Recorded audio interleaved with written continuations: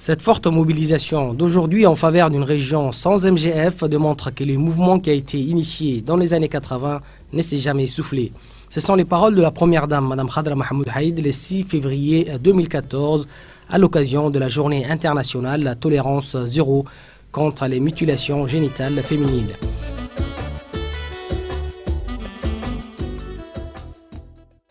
Longtemps, les actes de violence contre les femmes se sont inscrits dans l'ordre naturel des choses et ont été ainsi considérés comme faisant partie intégrante du tissu culturel, traditionnel et religieux, allant jusqu'à ériger les MGF comme le reflet de l'identité de la femme africaine et musulmane.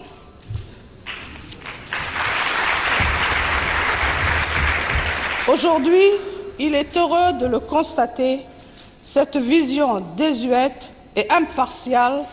de l'identité féminine est en train de se transformer au fur et à mesure que par l'éducation, par la pédagogie, par le militantisme, se brisent des résistances rétrogrades et des archaïsmes mensongers, voire criminels. Il est heureux de le dire, cette vision est en train de se transformer en grande partie grâce aux efforts conjoints de tous les acteurs concernés et plus particulièrement des femmes. Mesdames et messieurs, parce qu'elles sont à la fois tantôt bourreaux, tantôt victimes, les femmes ont été au cœur de ce combat difficile pour changer les comportements et les attitudes vis-à-vis de ces pratiques rituelles et pour lever un tabou social. Parce que certains combats, pour être menés, doivent nécessairement être nommés. Elles ont brisé le silence. Elles sont arrivées à mettre des mots sur cette grande souffrance enracinée dans la condition féminine pour pouvoir ensuite qualifier ces pratiques. Cette qualification, ô combien nécessaire, pour enfin reconnaître les victimes en tant que telles, a permis le réexamen sans complaisance des croyances et des valeurs régissant nos sociétés pour bâtir un consensus autour d'un socle nouveau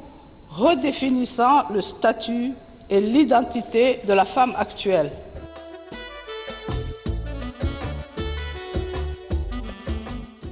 L'excision, également connue sous le nom de mutilation génitale féminine, est profondément enracinée dans l'histoire des nombreux peuples et nations. Ces effets extrêmement néfastes pour les femmes et leurs bébés ne sont plus un mythe de nos jours. Selon les Nations Unies, ces pratiques constituent un obstacle majeur à la réalisation des objectifs de développement du millénaire. Des pratiques qui sont en violation directe des droits humains, qui privent l'individu de l'intégrité physique et de la liberté face aux traitements dégradants et inhumains.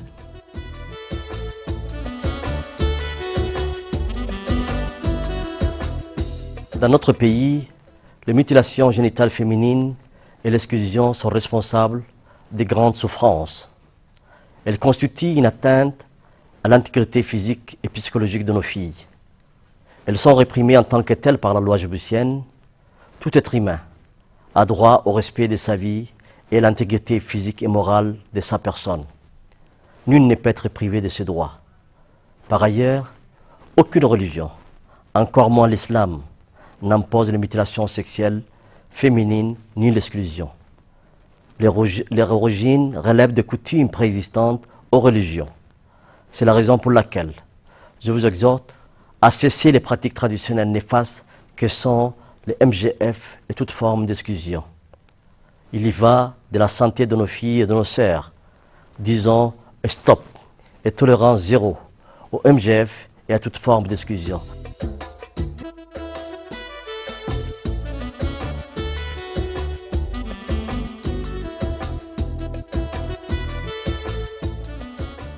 De nombreux instruments internationaux et régionaux relatifs aux droits de l'homme font directement référence aux violences faites aux femmes et notamment les MGF. À Djibouti, tous les acteurs impliqués dans la lutte contre ces dernières et quel que soit leur domaine d'intervention convergent de vue afin d'arriver à un abandon total. C'est le cas de la Commission nationale des droits de l'homme.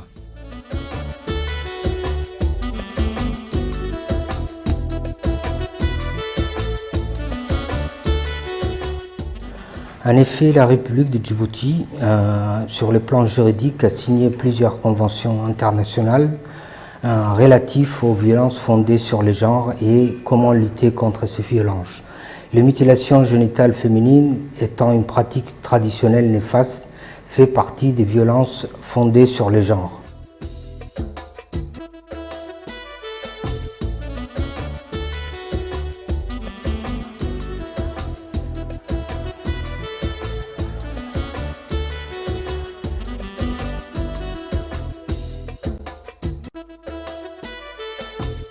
Les MGF sont désormais considérés comme un problème de santé publique à Djibouti, comme dans la plupart des pays où elles sévissent, car les conséquences à moyen et long terme sont très nuisibles. Tellement nuisibles que les médecins musulmans s'accordent là-dessus. Les conséquences sur la santé sont physiques, mentales ou sexuelles. Ces effets peuvent aller des complications immédiates avec des douleurs aiguës, états de choc, hémorragie pouvant entraîner la mort ou encore plusieurs années après des infections urinaires, génitales et douleurs chroniques menstruelles avec des problèmes à l'accouchement. C'est pourquoi les mutilations sexuelles sur les femmes sont assimilées à la torture. L'appel est sans équivoque, abandonner purement et simplement cette pratique. Dans le cadre de mes consultations, l'occasion de voir beaucoup de patientes qui ont souffert ou qui souffrent des mutilations génitales féminines. Et donc concernant la souffrance des patientes, il faut savoir qu'à Djibouti, les patientes se plaignent très peu. Donc on peut avoir une fausse impression que tout va bien et que ça ne pose pas de soucis. Maintenant, si on creuse un peu et si on pose plus de questions aux gens, on se rend compte que dans la vie de tous les jours ou bien à un moment donné dans leur vie, ça a dû poser problème. Et elles ont eu recours à un service médical pour leurs soucis. Donc, en ce qui concerne les complications réellement liées aux mutilations génitales féminines, on a évidemment toutes les complications qui sont liées aux relations sexuelles et à l'ouverture de l'infibulation si elle a été réalisée, mais également pendant la grossesse et l'accouchement. Cela occasionne, comme on peut imaginer, des hémorragies et des infections qui peuvent parfois mettre la vie de la mère et de l'enfant en danger et qui nécessitent en tout cas le recours à des soins spécialisés dans une maternité, ce qui n'est pas toujours disponible à Djibouti. Il existe maintenant certaines techniques opératoires qui permettent une reconstruction complète de l'appareil génital externe qui malheureusement n'est pas encore disponible à Djibouti. Donc on peut faire certaines choses pour les patientes qui présentent des blessures ou des kystes. Tout ça est opérable bien sûr, mais si on veut une réelle reconstruction et une vraie restauration de la, on va dire, esthétique et fonctionnelle de l'appareil génital externe, il faut recourir à des techniques chirurgicales plus complexes qui sont faites ailleurs en Afrique et en Europe, aux États-Unis, principalement la technique de Foldes. Et on espère que ce sera finalement disponible à Djibouti pour aider certaines patientes qui sont déjà demandeuses. waxa weeye qumaadka cawrada haweenku laba dhibaato waaweyn ba ugu geeya ilmaha yaraha gabadha marka laga gooyayo waxa weeye caafimaadkaygu waxyeel weyn u geysto caafimaadkayga oo laba waxyeel waaweyn u geysto waxa weeyaan dareemkaygu nus laga dhigo iyo dhalmadeeda dambe dhibaato weyn ay ku qabto teeda kale u raacsan haweennimadeedu iska dhintay u qaataan inay haweenka kale adduunyada ay ka naqan yihiin waxaan niga codsanaynaa walaalaha iyo reer Djibouti haddii aan nahay aqoontii caafimaadka inaan lagala dadaalo haweenka yaryar ee qumaad la qumaadaya cawradooda. Les MGF sont souvent justifiés par la religion. À Djibouti, beaucoup de personnes continuent à croire ou à s'auto-dissuader que cette pratique est une obligation religieuse. Pourtant, nombre important des oulémas ont levé leur voix pour convaincre du contraire et susciter une prise de conscience dans la communauté. Les enseignements du grand savant d'Al-Azhar, le cheikh Youssouf Al-Qardawi, nous apprennent que les MGF ne peuvent pas être pratiquées puisqu'elles causent un préjudice et modifient la création humaine. Or, le Coran et la Sunna authentique condamnent explicitement tout acte qui cause un préjudice au corps humain ou modifie d'une quelconque manière la création du Seigneur. Ces interdictions sont applicables aux MGF. ولهذا انضموا إلى الذين يقولون ليس هناك أي مبرر لاستمرار هذه العادة ولا يوجد عندنا من أدلة الإسلام من القرآن ولا من السنة ولا من الإجماع ولا من القياس ولا من المصلحة لا يوجد عندنا أي دليل يدعونا إلى أن نتمسك بهذه العادة بل كل الأدلة الشرعية والواقعية تنادينا أن نمتنع عن هذا الأمر. waxay cadeynaysaa diinteenu inay xaq oo dhan umad ka siisa waxaan ku daraynaa waxa maanta laga hadlaa xuquuqda ummadka waxa kamid ah gabdhaha kala gaar ahaan in maanta yani la gudo oo ama fircoon ha noqdo ama nooc kale ha noqdo in jidkooda loo geysto ma taqaanay waxyaalaha aan fiicneen marka diinteenu waxay u timiday ummadda inay badbaadiso jidkaaga inay badbaadiso ilaahay qofku kuma abuurin ceeb ma taqaanay nuqsaan kuma abuurin wixii ceebe ee muuqda dhakhtarada iyo dad daweeyo jiro waa sibal iskaga daweeyaa laakiin jirkeena gudaha ku jiro dhan ilaahay uu dhameystir uu wanaajiyay marka gabadhu xuquuqdeena waxa kamid ah in laga daayo googooyinta lagu sameeyo jirkooda la googooynayo gudniinka lagu sameeyo waa in laga ilaaliyo gabadhu waxay ahaayeen ubadka anbiyada nabiga kaleey salaatu wasalaam albanaatu abnaa'ul anbiya gabadhu weeydi waa ubadka nabiyada nabi shucayb gabadhu lahaa nabi maxamed kaleey salaatu wasalaam gabadhu lahaa marka waxa wiilal iyo gabadhaba inaan ku faraxnaa loo baahan yahay oo ku goobano ubadka xuquuqda ay leeyihiin asaymarat abbaxayna anbiya ka saymarih salootoy kulli aynat ka rika kaliya takay rub kaliya takay ka habaq sugnem aaday igdimak abaq sugne asaasak lug sugne aada hinay tokkil aada diinil amati waya haytaki مقومك رعني عادك هاي توهي مهناها وعلى كود ديتك يا بعين فردينتا نمو الرجوع الى الحق فضيله ايا نندوم فردين ما كلو سنمي حق فيدورين مكتايسمي متن كس وصل قال لك الحكينا بسلوتو دلينا بدنبي سامر يا كاي عدونا ما بلاي راعنا فردينتا.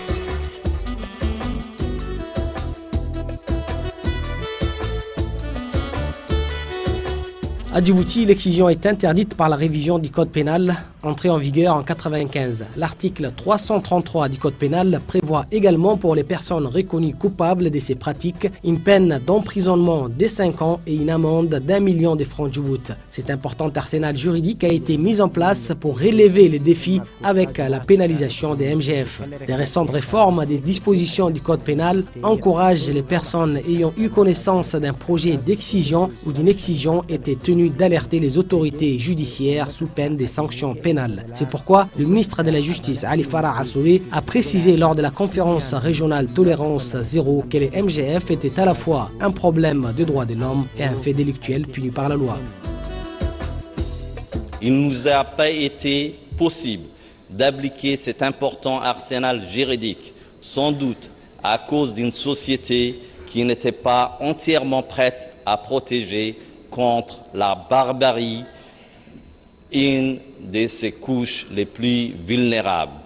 Comme on dit, on ne change pas la société par des textes, par contre, elle change elle-même avec l'évolution des mentalités et fort heureusement, c'est ce qui est en train de se produire sous nos yeux.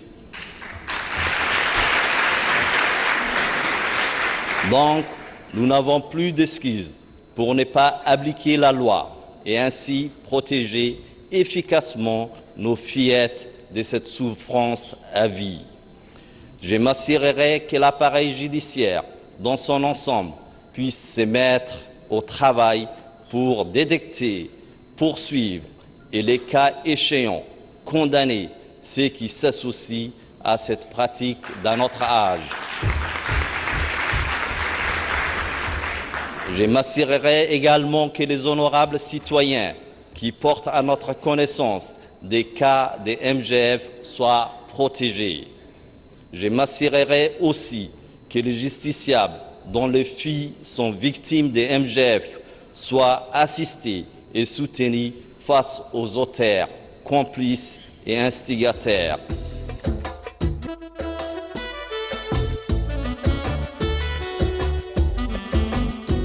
Compte tenu de la persistance de la pratique, la volonté politique de venir à bout de cette pratique n'a cessé d'être réaffirmée par le président de la République, son Excellence, M. Ismaïl Omar Guelleh, qui n'a laissé planer aucune ambiguïté sur l'engagement ferme du gouvernement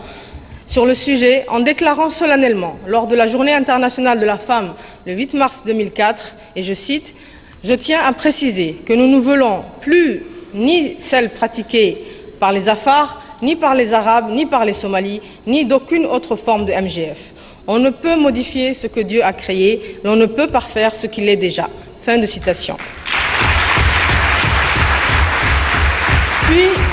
Puis en 2005, ici même à Djibouti, la conférence historique tenue sous le haut patronage de la Première Dame, son Excellence Mme Khadra Mohamed Haïd, qui durant 2 jours a réuni des personnalités politiques, des dignitaires religieux ainsi que d'éminents universitaires, a abouti à un consensus politique et religieux sur l'abandon des MGF. Depuis cette date, la lutte est entrée dans une phase très active. La conférence de 2005 a eu le mérite de dissiper les confusions, de battre en brèche les concepts religieux qui sous-tendaient la pratique et par conséquent de faire naître un consensus et un environnement politique, religieux, national et régional favorable. Excellence, Madame la Première Dame, Mesdames et Messieurs, les atouts considérables dont dispose la République de Djibouti pour bannir les MGF et qui nous permettent d'être optimistes sont entre autres le haut niveau d'engagement politique, une vision claire et un multipartenariat de plus en plus actif, réunissant plusieurs départements tels que celui de la justice, des affaires religieuses, de la santé et j'en passe. Une prise de conscience communautaire qui va crescendo et une action de plus en plus ouverte des religieux à l'encontre de cette pratique. Le procureur de la République a indiqué quant à lui qu'il surveillera de près l'application de la loi. Non seulement les mutilations génitales féminines seront combattues par les familles dans lesquelles ça arrive lorsqu'ils le veulent, et bien entendu les professionnels de la justice et de police, mais également par les associations qui ont désormais toute l'attitude pour alerter les services de police sur les pratiques de mutilation génitale féminine dont ils ont connaissance. La République de Djibouti a tout récemment édicté une disposition qui permet aux associations, à la société civile, de se constituer partie civile contre les mutilations lorsque les mutilations génitales féminines sont pratiquées. Donc ce sont des avancées considérables mais qui sont relativement insuffisantes dans la mesure où la République de Djibouti a édicté cette loi, mais cette loi n'a pas encore eu une portée pratique, c'est-à-dire n'a pas eu application. Donc il est plus que grand temps d'appliquer cette loi et comme l'a promis le ministre de la Justice lors de la conférence sur les mutilations génitales féminines qui a eu lieu cette année, il faudrait poursuivre les personnes et faire des procès et filmer ces procès pour montrer des exemples en la matière.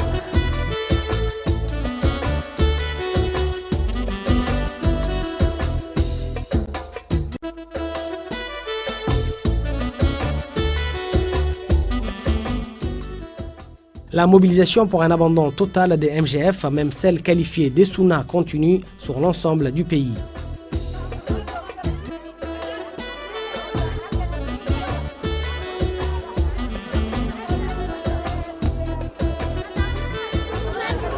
aad uga soo jawaabteen baaqayaga maanta xaggan kulankan xaggan aan isku xadgudubku inuu yahay waxaan loo baahnayn waxaad ogsoon tihiin xadgudubka ma arkaysaa nuucuu doon ha noqdo ma arkaysaa jirdilka ha noqdo ma arkaysaa kufsiga ha noqdo ma arkaysaa gudniinka hablaha ha noqdo ma arkaysaa soo yeedhnay wuxuu ku san leeyahay sidii maxaa kor halkaasa u fara badan yihi walaalaha iyo runtaan ii sheegaya waxaani aad iska dhaadhixinaysiin idinku maxaa koraleeyahay rag bay shuraakaysanaysaa iyo rag baa u tegiya waxaasi waa caqli xumo waa mubdi waa jaahilnimo weeyaan carruurta waa inaad waxbarasho carruurta waa inaad diin lagu amba qaado carruurta waa inaad war laga hayo dhankooda iyo gudniinka nuucuu doona ha noqdee lala dagaaltamo ciddii ku kacdana gudniinkaasi maxkamadda la tiigsado dadnimadooda iyo xaq shakhsiyaantooda iyo xaq markasta kobacooga iyo horumarkooga dib u geysanaya hablaha mooyaane wax natiijo iyo wax wanaaga una ahayn markaysaa ta kale waxaad ogsoonaataan xadgudubkaasi aan nii sheegayi ma ahin markaysaa xadgudub dalka markaysaa xerashiisa nidaamkiisu ay ogashahay ma ahin wax ma ahin markaysaa dhaqankeena wanaagsan ka soo jeeda ma ahin wax diinteena suubanna ka soo horjeeda ma ahin walaalaayow waxaad ogsoonaatiin من 1984 dalkani jamhuuriyadda Djibouti waxay la dagaaltamaysaa ay dadka ka waxay gelinaysaa nooc kasta oo xadgudub loo geysto carruur iyo haween xeerasha aan ii sheegayo iyo ololaha la soo qabtay waa ololo idinkana nisaameynaya haddaad qaxooti tihiin laanna waxaad ogsoonaataan oo inay nin dhaadhaxdaan naga rabna annagu qaxootigu xeerka dalka lagu xukumayo unba idinkana lagu xukumaya xeer ka baxsan ma leedihiin idinku sidaas daraaddeed من 1984 ururka anigu imka aan hogaaminayna ama ka soconno waxuu ka hadlayo ama ka wacyi gelinayay xadgudubyada haweenka loo geysto ay ka mid tahay gudniinkuna ay ka mid tahay ta kale waxaan iigu darayaa gudniinku walaalaayow wax sal u ku leeyahay diinteena islaamkii ma jirto wax xadiisa iyo wax aayad qur'aana oo ku soo aroortay diinteena xaniifka oo qeexaysa wax markaysaa gudniinka macnanaysi maanta ma jirto walaalaayow waxaad ogsoonaatiin hadday gudniinku markaysaa wax diinteena nafarta ay tahay nabi maxamed sala allahu alayh wasalam uu ilaahay nooga dhigay qudwa oo ku dayda uu yidhi oo ilaahay yidhi markaysaa wuxuu la yimid la imaada wuxuu ka tagana yidhi waxuu gabdhihiisa u guday ma jirto wax xataa khulafaa raashidiintii ay ablooga ay gudeen lama hayo wax maanta xataa iska daaco kale waddanka sacuudi carabiga ee xashkaan u tagna sanad walba iyo cumradaba wax laga yaqaano gudniin walaalaayo ma jiro waxaan isalkiisu waa fircawn naclaatullahi calayhi dumarkiisa iyo addoomaha uu haysto markaysaa gudi jiray marka uu markaysaa uu dibadaha uga baxayo maxay ka dhigan tahay uu sii xidhi jiray sidii addoomma uu ku shaqaysan jiray laana xoolahay ka hooseyna haweenku inta islaamka ka hor dad maahayn haweenku sidii doonaa loo aasi jiray loo dili jiray bacda islaam ayay dadnimo iyo markaysaa xuquuq yeesheen haweenku sidaas daraaddeed walaalaayow maanta islaamkeennu ma ogolo in cid la dilo ma ogolo in markaysaa cid la karkaro ilaahayna waxuu leeyahay aayad qur'aana waana idinku ha isdilina gacmihiina idinku ha isku dilina ilaahay markaysaa walaalayaal ma ogolo diinteennu in carruurta yaryar iyo cid ay doontaba ha noqotee wax caafimaadkiisa iyo naftiisa qarqar dhibaato gelinaya in loo geysto meelna kuma qorno meelna markaysaa kuma dhigno walaa xadiis walaa markaysaa aayadaha qur'aana sidaas daraaddeed waxaad ogsoonaatiin inay markaysaa maxaa koraya gudniinku uu yahay wax fircawniya ee wax markaysaa diin ka soo jeedahay xagga dhaqankay noqotay dhaqanadeena wanaagsani wax markaysaa sheegaya oo tilmaamaya oo si cad u sheegi karaya xataa laguma hayo gudniinka markaysaa